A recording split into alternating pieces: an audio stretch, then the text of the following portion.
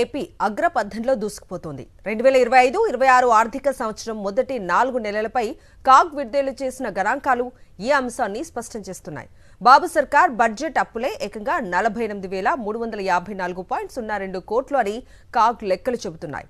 అమ్మకం పన్ను తిరోగమిస్తుండటం క్షీణించిన ప్రజలు కొనుగోలు శక్తికి అద్దం పడుతోంది. అప్పుల్లో అగ్రపదం సంపద శూన్యం. టీడీపీ కూటమి సర్కార్ పాలనలో సంపద సృష్టి దేవుడెరుగు. అప్పులు మాత్రం భారీ వృద్ధితో రంకెలు వేస్తున్నాయి. రాష్ట్ర సంపద పెరగకపోగా గత ప్రభుత్వ హయాంలో వచ్చింది కూడా రాకుండా పోతోంది. అమ్మకం పన్ను రాబడి అడుగంటుతోంది. అంటే ప్రజల కొనుగోలు శక్తి అంతకంతకు క్షీణిస్తోందని స్పష్టమవుతోంది. ఈ మేరకు 2025-26 ఆర్థిక ఏడాదికి సంబంధించి తొలి 4 నెలల బడ్జెట్ కీలక సూచికలు గణాంకాలను కాగ్ తాజాగా వెల్లడించింది.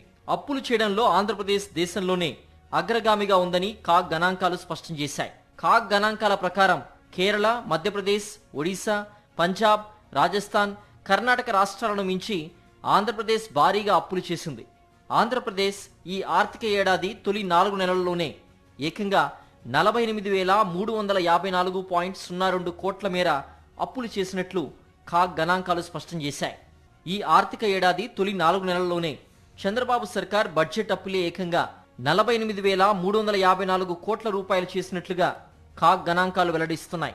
మూలధన వ్యయం కేవలం 8,579.86 కోట్లు మాత్రమే చేసినట్లు కాగ్ పేర్కొంది. అదే వైఎస్ఆర్సీపీ హయాంలో 2023-24 ఆర్థిక ఏడాది తొలి 4 నెలల్లో మూలధన వ్యయం 14,849.99 కోట్లుగా ఉండడం గమనార్హం.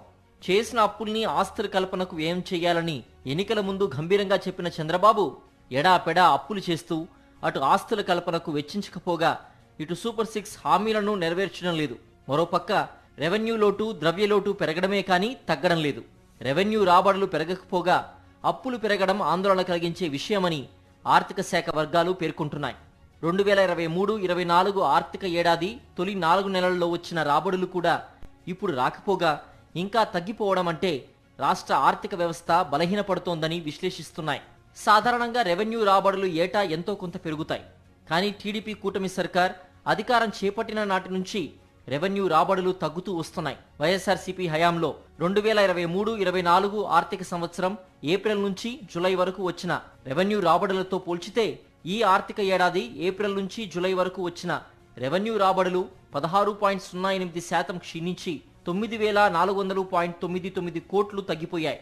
ఇప్పుడు సంపద పెరగకపోగా గతంలో వచ్చింది కూడా ఆవిరైపోతోంది. 2023-24 ఏడాది ఆర్థిక తొలి 4 నెలలతో పోల్చితే ఈ ఆర్థిక ఏడాది తొలి 4 నెలల్లో అమ్మకం పన్ను రాబడులు 7.23% క్షీణించి 457.93 కోట్లు తగ్గిపోయాయి.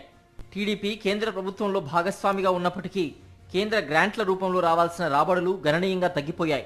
తొలి 4 నెలల్లో వచ్చిన గ్రాంట్లతో పోలిస్తే 2025-26 తొలి 4 నెలల్లో కేంద్ర గ్రాంట్లు ఏకంగా 15,581.2 కోట్లు తగ్గిపోయాయి. అంటే ఏకంగా 87.63% మేర కేంద్ర గ్రాంట్లు క్షీణించాయి. కేంద్ర ప్రాయోజిత పథకాల ద్వారా గ్రాంట్ల రూపంలో నిధుల్ని రాబట్టడంలో కూడా చంద్రబాబు సర్కార్ వైఫల్యం కొట్టొచ్చినట్లు కనిపిస్తోంది. వైఎస్ జగన్ ప్రభుత్వంతో పోల్చితే చంద్రబాబు పాలనలో సామాజిక రంగ వ్యయం కూడా తగ్గిపోయింది. సామాజిక రంగ వ్యయం సాధారణంగా పెరగాలి. అందుకు భిన్నంగా 2023-24 ఆర్థిక ఏడాది తొలి 4 నెలలతో పోల్చితే 2025-26లో సామాజిక రంగ వ్యయం 8,863.9 కోట్లు తగ్గిపోయింది. అంటే ఏకంగా 15.04% వ్యయం తగ్గింది. సామాజిక రంగంలో వ్యయం అంటే విద్య, వైద్యం, సంక్షేమ రంగాలపై చేసే వ్యయంగా పరిగణిస్తారు. సాధారణంగా ఏటా బడ్జెట్ వ్యయం పెరుగుతుంది. అయితే అందుకు భిన్నంగా అప్పులు పెరుగుతూ రాష్ట్ర సంపద తగ్గుతూ రావడం అంటే తిరోగమనంలోకి వెళ్తున్నట్లు స్పష్టమవుతోంది. 2023-24 ఆర్థిక ఏడాది తొలి 4 నెలలతో పోల్చితే ఈ ఆర్థిక ఏడాది తొలి 4 నెలల బడ్జెట్ వ్యయం 9,629.89 కోట్లు తగ్గింది. అంటే ఏకంగా 9.26% మేర బడ్జెట్ వ్యయం తగ్గింది.